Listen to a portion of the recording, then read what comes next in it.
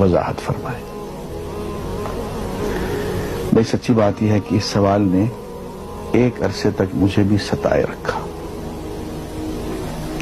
اور میں سوچتا رہا کہ اگر واقعی اللہ تعالیٰ نے پہلے سے ہی سب کچھ لکھ دیا ہے کہ میں اتنے بج کر اتنے منٹ میں بیٹھ کے یہاں پہ ایک لیکچر دوں گا، یہ تقریر کروں گا، اتنے بج کر اتنے منٹ میں نماز پڑھوں گا، اتنے بج کے اتنے منٹ میں فلاں کو گالی دوں گا، فلاں کو تھپڑ ماروں گا، یہ پہلے سے ایک میرا شیڈول مرتب ہے اللہ کے ہاں، لکھا لکھایا پروگرام چھپا چھپایا موجود ہے، میرے کیا قصور؟ تو لکھنے والے کا قصور ہے؟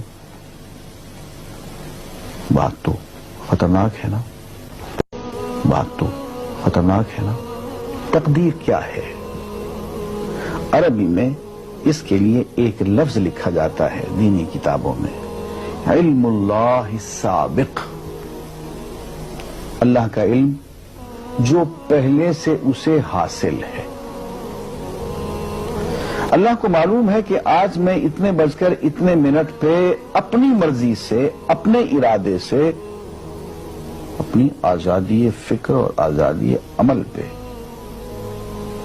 عمل سے کام لیتے ہوئے یہ کام کروں گا۔ اب بھائی کام تو میں اپنی مرضی سے کر رہا ہوں، اپنی آزادی سے، اپنے ارادے سے کر رہا ہوں، لیکن اتنی سی بات تو مانو کہ اللہ تعالیٰ علام الغیوب ہے، علیم بذات الصدور ہے۔ مجھے اپنے بارے میں پتہ نہیں ہے کہ کل 10:10 پہ میں کیا کروں گا، اس کو پتہ ہے۔ مجھے اپنے بارے میں پتہ نہیں ہے کہ میں 10 سال کے بعد کہاں ہوں گا، کیا کر رہا ہوں گا، فلاں بج کے فلاں منٹ، اس کو پتہ ہے۔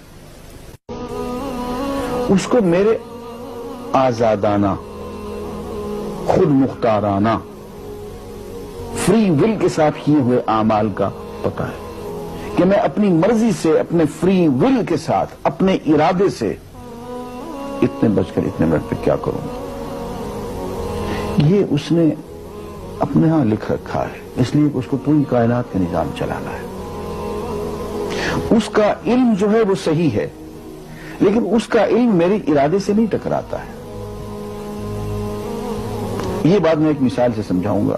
میرے ساتھ ایک واقعہ پیش ہو گیا، اس دن مجھے تقدیر سمجھ میں آ گئی کہ ہوتی کیا ہے۔ 1971 کی بات ہے کہ یہاں اکاؤنٹنٹ جنرل آفس میں ڈپٹی اکاؤنٹنٹ جنرل تھا۔ اس زمانے میں ایک